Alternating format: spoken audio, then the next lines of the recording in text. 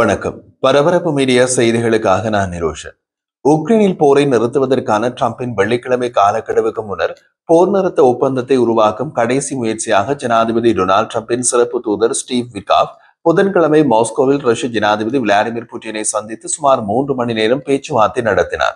விளைவு குறித்த விவரங்கள் எதுவும் அறிவிக்கப்படவில்லை. இருப்பினும் விட்காஃப் புட்டினை சந்தித்து சில மணி நேரத்திற்கு பின்னர் டிரம்பின் இந்தியாவின் மீதான வரிகளை 50% இரட்டிப்பாக்கினார். ரஷ்ய பொருளாதாரத்தையும் கிரெம்லினின் போர் இயந்திரத்தையும் நிலைநிறுத்த உதவிய வர்த்தக பங்காளிகள் மீது, குறிப்பாக ரஷ்ய எண்ணெயை தொடர்ந்து வாங்கும் நாடுகளின் மீது அபராதம் விதிக்கப்படும் என்று தனது பழைய அச்சுறுத்தலுக்கு செயல் வடிவம் கொடுத்தார்.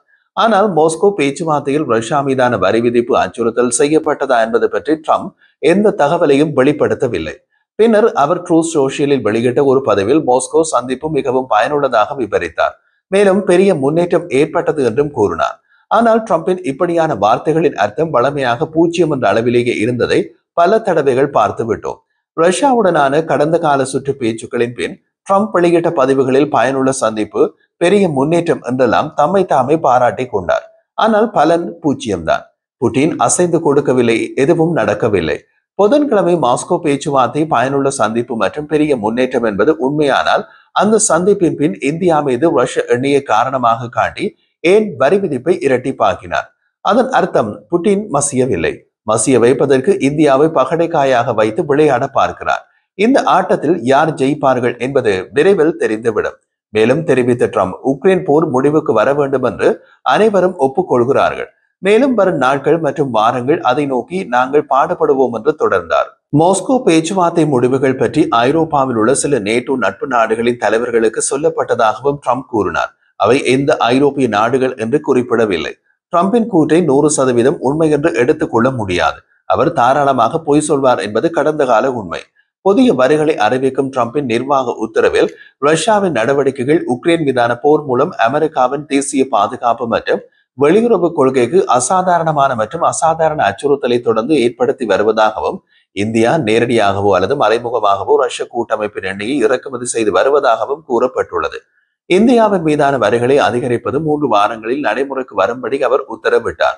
இது மீண்டும் ஒரு வகையான ஒப்பந்தத்திற்கு இன்னமும் 3 வாரங்கள் அவகாசம் அளிக்கிறது. ஆனால் ரஷ்யா மீதான வரி விதிப்புக்கு அவர் கொடுத்த காலக்கெடு நாளை வெள்ளிக்கிழமையுடன் முடிகின்றது. அதனால் தான் தமது நடவடிக்கைகளை வேகப்படுத்தி பார்க்கிறார்.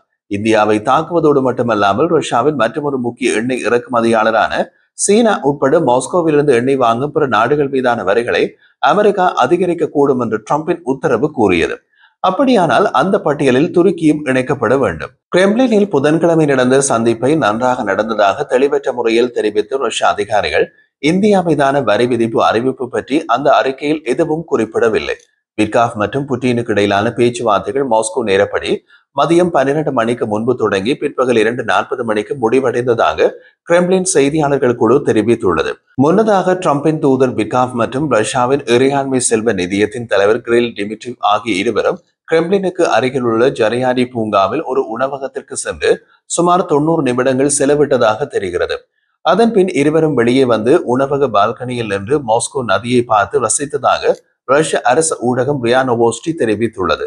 கிரெம்லினில் நடந்த கூட்டத்தில் ரஷ்ய தூதுக்குழுவில் இருந்து கிரெம்லின் உதவியாளர் ஜூரி உஷாக்கோ கூட்டம் பயனுள்ளதாகவும் ஆக்கப்பூர்வமாகவும் இருந்தது என்று விவரித்தார். உக்ரைனில் நடந்த போர் குறித்து இரு தரப்பினரும் கருத்துக்களை பரிமாறிக் கொண்டதாகவும் இரு தரப்பு ஒத்துழைப்புக்கான சாத்தியங்கள் குறித்து விவாதிக்கப்பட்டதாகவும் உஷாகோவ் கூறினார். புட்டினுடன் பொறுமையின்மையினை வெளிப்படுத்தி சமீப கால மாதங்களில் உக்ரைனுடன் நெருக்கமாகிவிட்ட ட்ரம்ப் ஆகஸ்ட் 8ஆம் தேதிக்கு முன் போர் நிறுத்த ஒப்பந்தம் எட்டப்படாவிட்டால் ரஷ்யாவையும் அதன் வர்த்தக பங்காளிகளையும் தண்டிப்பேன் என்று சமீபத்தில் எச்சரித்தார். ஞாயிற்றுக்கிழமை புதிய தடைகளை விதிப்பதற்கு முன்பு மாஸ்கோவின் வேண்டுகோளின் பேரில் விட்காஃபை ரஷ்யாவுக்கு அனுப்புவதாக கூறினார். பல மாதங்களாக ட்ரம்ப் கோரி வரும் முழுமையான போர் நிறுத்தத்திற்கு பதிலாக புட்டின் ஒரு பகுதி போர் நிறுத்தத்தை பரிசீலித்து வருவதாக கூறப்படுகிறது. ஒருவேளை சமீபகால மாதங்களில் உக்ரைன் நகரங்களுக்கு எதிராக ரஷ்யா நடத்தும் ஏவுகணை மற்றும் ஆளற்ற விமான தாக்குதல்களை முடிவுக்கு கொண்டு வருவதன் மூலம் அதை செய்யலாம் என்று பாதுகாப்புத்துறை வட்டாரங்களில் கூறப்படுகிறது. இந்த ஆண்டின் முதல் பாதியில் 6700க்கும் மேற்பட்ட உக்ரைனிய பொதுமக்கள் கொல்லப்பட்டதாக ஐக்கிய நாடுகள் சபை தெரிவித்துள்ளது. கடந்த வாரம் உக்ரைன் மீதான ரஷ்யாவின் தாக்குதல்கள் வெறுக்கத்தக்கவை மற்றும் அவமானகரமானவை என்று ட்ரம்ப் விமர்சித்தார். ஆனால் பகுதி போர் நிறுத்தத்தை வழங்குவதன் மூலம் ரஷ்யாவின் வர்த்தக பங்காளிகள் மீதான தடைகளை திசை திருப்ப புட்டின் முயல்கிறாரா என்ற சந்தேகம் அமெரிக்க அதிகாரிகளுக்கு உள்ளது.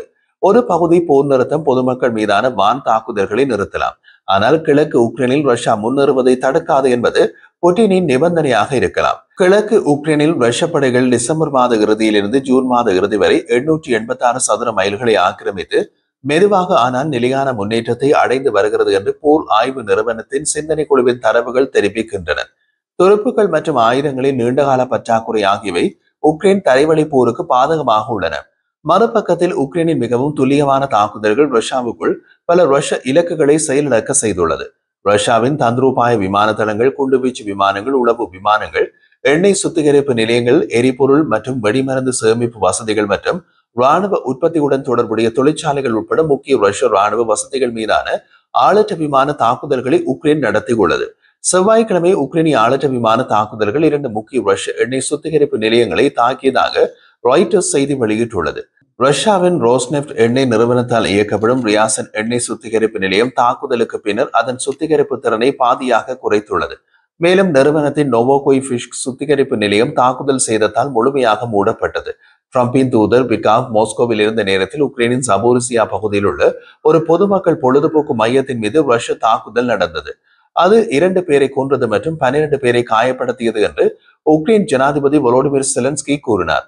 இந்த தாக்குதலில் ரஷ்யாவுக்கு பூச்சி ராணுவ வெற்றி கிடைத்தது. பொதுமக்களுக்கு பயத்தை ஏற்படுத்துவதை நோக்கமாக கொண்டு கொடுமை மட்டுமே காணப்பட்டது என்று செலன்ஸ்கி எக்ஸில் பதிவிட்டுள்ளார். உக்ரைனின் ஒடேசா பகுதியில் ஒரு இயற்கை எரிவாயு நிலையத்தின் மீது ரஷ்யா நடத்திய தாக்குதலில் நூற்றுக்கணக்கான குடும்பங்களுக்கு எரிபொருள் இல்லாமல் போனது என்று அவர் கூறினார். ரஷ்யா தொடர்ந்து தனது அனைத்து தாக்குதல்களும் உக்ரைனின் ராணுவ இலக்குகளை குறிவைப்பதாக கூறுகின்றது. ஆனால் தாக்குதலின் பின் எடுக்கப்பட்ட புகைப்படங்கள் மற்றும் காணொளிகள் ரஷ்ய கூற்றுக்கு நேர்மாறான காட்சிகளை காட்டுகின்றன. கிரெம்ளின் என்ன சொன்னாலும் அவர்கள் போதுமான அழுத்தத்தை உணர்ந்தவுடன் மட்டுமே போரை முடிவுக்கு கொண்டு வர உண்மையிலேயே முயற்சிப்பார்கள் என்று செலன்ஸ்கி கூறினார்.